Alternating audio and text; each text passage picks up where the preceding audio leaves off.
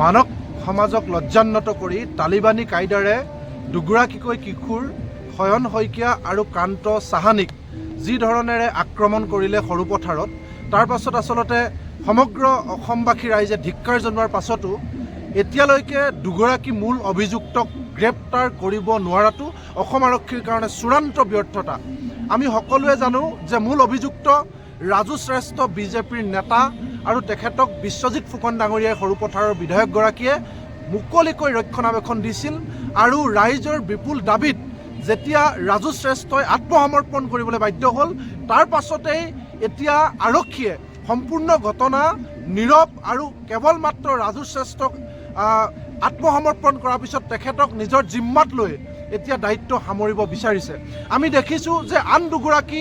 সৰু সৰু ব্যক্তিক যোন মূল অভিযুক্ত নহয় তেওঁলোকক গ্ৰেপ্তাৰ কৰি তেওঁলোকে বাহবা ল'ব বিচাৰিছে, কিন্তু ৰাজু শ্ৰেষ্ঠৰ ভাতৃ ৰঞ্জিত শ্ৰেষ্ঠ যিগৰাকী ফিজিকেল ইনষ্ট্ৰাক্টৰ বিজেপিৰ লগতো জড়িত আৰু আনগৰাকী ৰাজু শ্ৰেষ্ঠৰ ভাতৃ শশাংক শ্ৰেষ্ঠ, দুয়োগৰাকীকে ৰঞ্জিত শ্ৰেষ্ঠ আৰু শশাংক শ্ৰেষ্ঠক আচলতে এতিয়া বচাই দিব বিচৰা হৈছে। আমি অসম আৰক্ষীক পোনপটীয়াকৈ সুধিব বিচাৰিছোঁ যে যোৱাকালিৰ দিনটোত দিগন্ত শইকীয়া নামৰ বৰপথাৰ থানাৰ যিগৰাকী OC তেওঁ সাংবাদিককো আক্ৰমণ কৰিছে ৰাজু শ্ৰেষ্ঠক ৰক্ষণাবেক্ষণ দিবলৈ গৈ। ইয়াৰ পাছত আচলতে বৰপথাৰ সৰুপথাৰ আৰু গোলাঘাট আৰক্ষীৰ প্ৰতি ৰাইজৰ কোনো ধৰণৰ আস্থা নোহোৱা হৈছে। আমি দেখিবলৈ পাইছোঁ যে গোলাঘাটৰ SP ৰাজেন সিং ডাঙৰীয়া আৰু বিশ্বজিৎ ফুকন অৰ্থাৎ যিগৰাকী স্থানীয় সৰুপথাৰ বিধায়কে ৰঞ্জিত শ্ৰেষ্ঠক ৰক্ষণাবেক্ষণ দিয়াৰ পোনপটীয়া অভিযোগ উঠিছে, সেই বিধায়কগৰাকীৰ লগত গোলাঘাটৰ জিলা SP গৰাকীও খুব ঘনিষ্ঠ। গতিকে অভিযোগৰ আঙুলি এতিয়া গোলাঘাট জিলা আৰক্ষী অধীক্ষক অৰ্থাৎ SP গৰাকীৰ ওপৰতো উঠিছে। গতিকে আমাৰ স্পষ্ট কথা, গৃহমন্ত্ৰীৰ দায়িত্বত থকা মুখ্যমন্ত্ৰীগৰাকীয়ে পোনপটীয়া হস্তক্ষেপ কৰক। কাৰণ আমি দেখিছিলোঁ ডাইনী হত্যা, সোপাধৰা, পিছল মানুহ ইত্যাদি অন্ধবিশ্বাস এইবিলাকৰ পৰা আমি অসমীয়া মানুহ কিছু আমি আঁতৰি আহিছিলোঁ। এনে সময়ত পুনৰ গোলাঘাট সৰুপথাৰ নিচিনা ঠাইত এই ধৰণৰ জঘন্য কাণ্ড, যি কাণ্ড আচলতে যদি আমি পুলিয়ে পোখালিয়ে উভালিব নোৱাৰোঁ তেতিয়াহ'লে পুনৰ এনেকুৱা ধৰণৰ অৰাজকতাৰ দিশলৈ যাব। গতিকে মুখ্যমন্ত্ৰীয়ে পোনপটীয়া হস্তক্ষেপ কৰি ৰঞ্জিত শ্ৰেষ্ঠ আৰু শশাংক শ্ৰেষ্ঠক তাৎক্ষণিকভাৱে গ্ৰেপ্তাৰ কৰিবৰ কাৰণে আমি দাবী জনাইছোঁ। দ্বিতীয় কথাটো হৈছে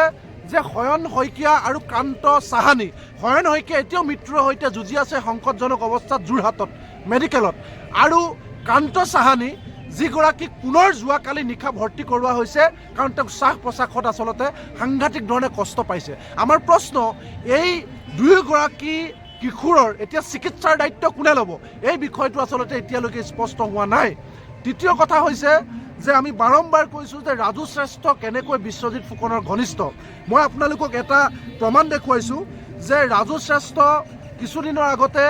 সৰুপথাৰত অমৃত সৰোবৰ খান্দিবৰ কাৰণে, অমৃত সৰোবৰ পুখুৰী খান্দিবৰ কাৰণে তাত সাংঘাতিক ধৰণে যিবিলাক ঠাইত খেৰবাৰীকে ধৰি যিবিলাক অঞ্চল আচলতে উচ্ছেদ কৰা হৈছে শেহতীয়াকৈ উৰিয়াম ঘাটত, সেই অঞ্চলবিলাকত অমৃত সৰোবৰ খান্দাৰ নামত আচলতে সাংঘাতিক ধৰণে তাৰ পৰা পাথৰ খান্দি বোল্ডাৰ খান্দি চিণ্ডিকেট চলাইছিলে ৰাজু শ্ৰেষ্ঠই, আৰু এই গোটেই ঘটনাবিলাক সৰুপথাৰ বিধায়কগৰাকীয়ে জানে। আৰু তাৰ পাছতে আমি জানো যে এই ধৰণেৰে আচলতে অমৃত সৰোবৰ যি ঠিকাৰ list of Amrit Sarovar constructed in forest area under Golaghat division, ইয়াত যদি 10 নম্বৰত চাই খেৰবাৰী যি ঠাইত উচ্ছেদ কৰা হৈছে সেই অঞ্চলত আচলতে Shri Raju Sahani name of the contractor, এই ঠিকাদাৰৰ নাম হৈছে ৰাজু চাহানী যিগৰাকী মূল অভিযুক্ত। আৰু তেওঁ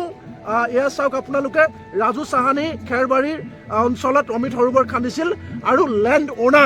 লেণ্ড অ'নাৰ হিচাপে ইমৰাণ আলীক সন্দেহযুক্ত নাগৰিক বুলি ইতিমধ্যে খেৰবাৰী অঞ্চলত তেওঁৰ ঘৰ ভাঙা হৈছে। 11 নম্বৰটো যদি চাই খেৰবাৰী, তাতো আপোনালোকে চাওক যে তহিবুল আলী, ইব্ৰাহিম আলী, আখতাৰ আলী, আব্দুল ৰহিম আৰু আব্দুল আনন্দ, এই ব্যক্তিসকলৰ ইতিমধ্যে অবৈধ বুলি ঘৰ ভাঙি দিয়া হৈছে, কিন্তু একেই চৰকাৰী ডকুমেণ্টত অমৃত সৰোবৰত লেণ্ড অ'নাৰ হিচাপে দেখুওৱা হৈছে। গতিকে এই অবৈধ কামখিনি কৰিবৰ কাৰণে ৰাজু শ্ৰেষ্ঠক মুকলিকৈ লাইচেঞ্চ দিছিল বিশ্বজিৎ ফুকন ডাঙৰীয়াই। আৰু দ্বিতীয়তে আপোনালোকে চাওক, এই ৰাজু শ্ৰেষ্ঠই ঠিকা পাব লাগে বুলি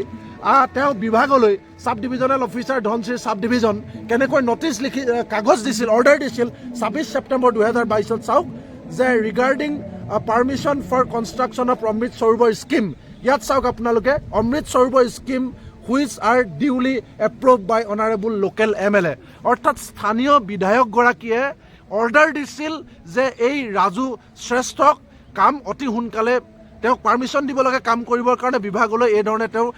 অৰ্ডাৰ দি নটিচ পঠাইছিল গতিকে এই ধৰণৰ নেক্সাছ ৰাজু শ্ৰেষ্ঠৰ বিধায়কগৰাকীৰ মাজত আছে আৰু সেই সূত্ৰে আচলতে ৰাজু শ্ৰেষ্ঠক বচাব বিচৰা হৈছিল কিন্তু ৰাইজৰ ৰুখত পৰাৰ ভয় ৰাজু শ্ৰেষ্ঠ আত্মসমৰ্পণ কৰিলে কিন্তু ইয়াৰ পাছত ৰাজু শ্ৰেষ্ঠৰ ভাতৃ ৰঞ্জিত শ্ৰেষ্ঠ আৰু শশাংক শ্ৰেষ্ঠক এতিয়াও ৰক্ষণাবেক্ষণ দিছে গোলাঘাট আৰক্ষী আৰু পৃষ্ঠপোষকতা কৰিছে বিশ্বজিৎ ফুকনে গতিকে এই গোটেই ঘটনা আমি উচ্চ পৰ্যায়ৰ তদন্ত বিচাৰিছোঁ আৰু অনতি বিলম্বে শশাংক শ্ৰেষ্ঠ ৰঞ্জিত শ্ৰেষ্ঠ গ্ৰেপ্তাৰৰ দাবী জনাইছোঁ আৰু এই তিনিওগৰাকী কালপিত কোনো কাৰণতে যে বাচি যাব নোৱাৰে তাৰ কাৰণে মুখ্যমন্ত্ৰীৰ হস্তক্ষেপ বিচাৰিছোঁ Stay informed, stay ahead. News NE 365.